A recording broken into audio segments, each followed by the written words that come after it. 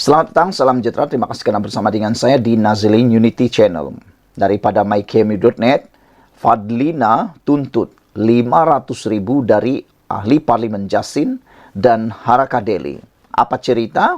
Ikuti terus ulasan kali ini. Namun, netizen menulis, kata mereka, kenapa sejak akhir-akhir ini ahli parlimen pembangkang selalu disaman dan banyak kali juga kalah. Rupa-rupanya ada yang menggelar, kata mereka, inilah yang suka memfitnah, kata mereka.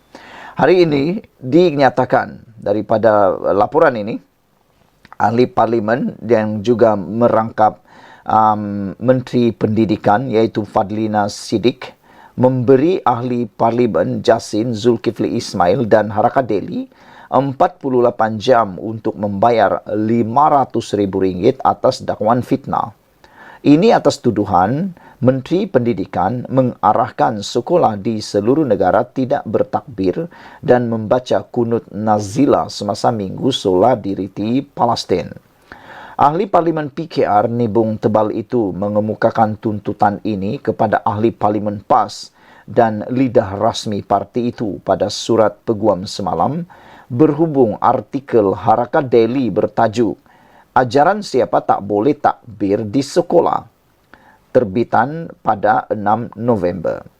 Menurut surat guaman bertarikh 21 November itu, Fadlina berkata dakwaan artikel itu tidak benar bahawa dia dan Kementerian Pendidikan telah mengeluarkan larangan terhadap sekolah untuk bertakbir atau membaca kunut nazilah semasa Minggu Solidariti Palestin. Fadlina menegaskan artikel itu membayangkan dia telah menyimpang daripada akidah Islam, tidak jujur dan merosakkan nama baiknya sebagai Menteri Pendidikan. Selain ganti rugi RM500.000, Fadlina memberi tempoh 48 jam untuk kedua-dua iaitu Zulkifli dan Haraka Delhi menurunkan artikel dalam talian itu dan membuat permohonan maaf tanpa syarat kepadanya. Dia juga menuntut aku janji bertulis daripada Zulkifli dan Haraka Delhi untuk berikrar tidak mengulangi kenyataan yang didakwa berunsur fitnah itu serta menanggung semua kos guamannya.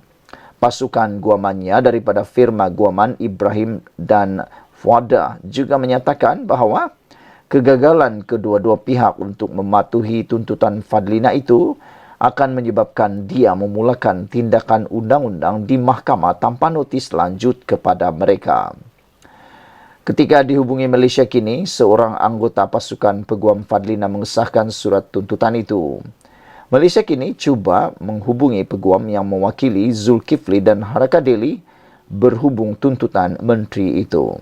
Saudara-saudara sekalian, ada netizen menyatakan bahawa sejak akhir-akhir ini ramai sekali ahli-ahli parlimen daripada pembangkang yang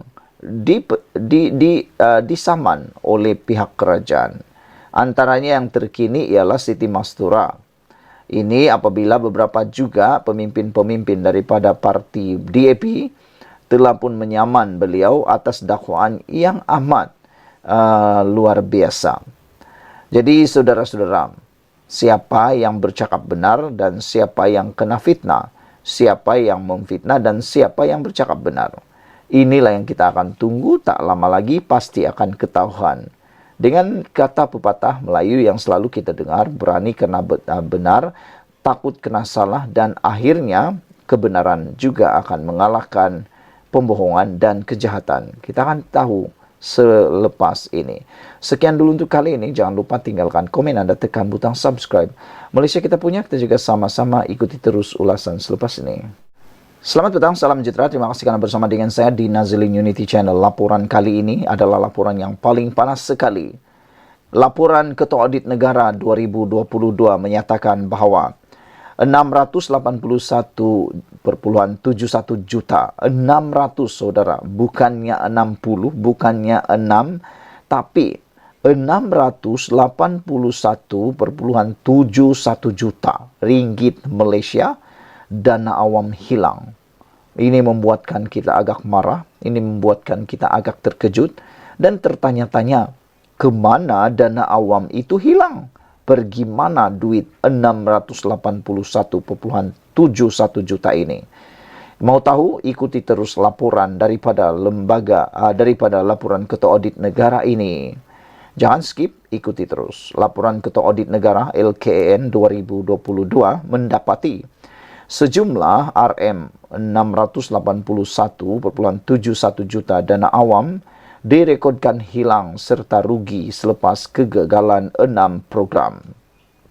Ia membabitkan kegagalan pengurusan program padi yang berjumlah 660,14 juta, pengurusan pembangunan hartanah Lembaga Pembangunan Langkawi RM14,33 juta dan pengurusan dan kawal selia senjata api jabatan serta agensi di bawah Kementerian Dalam Negeri RM6,34 juta.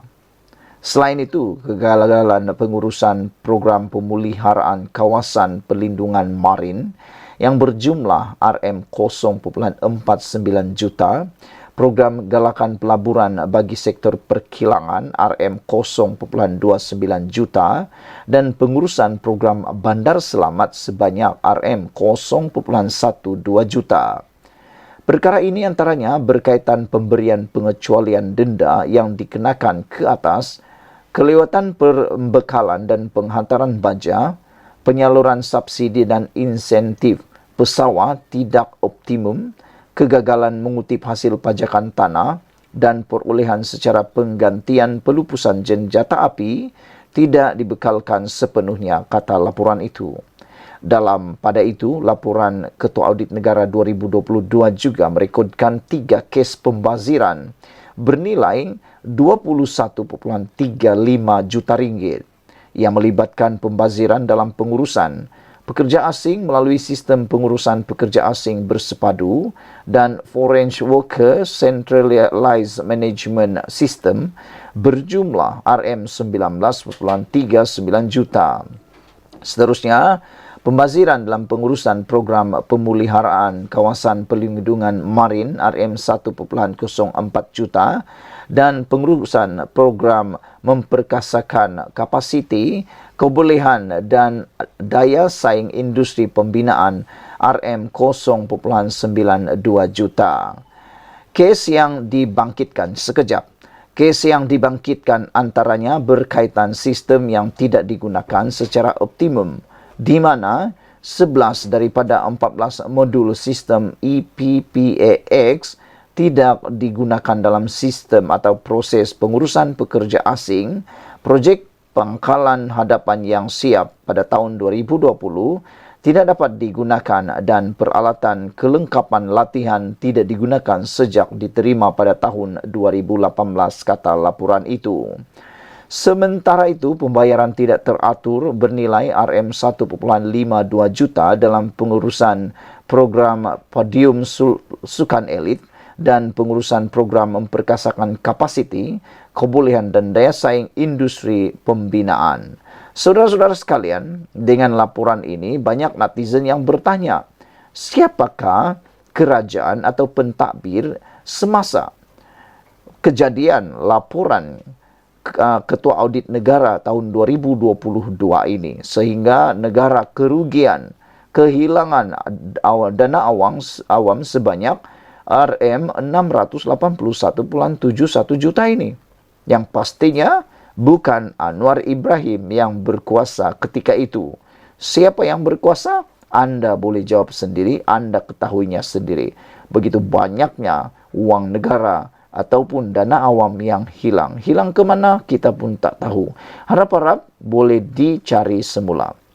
Kalau uang ini dijumpai, pasti ia dapat mengubah banyak perkara.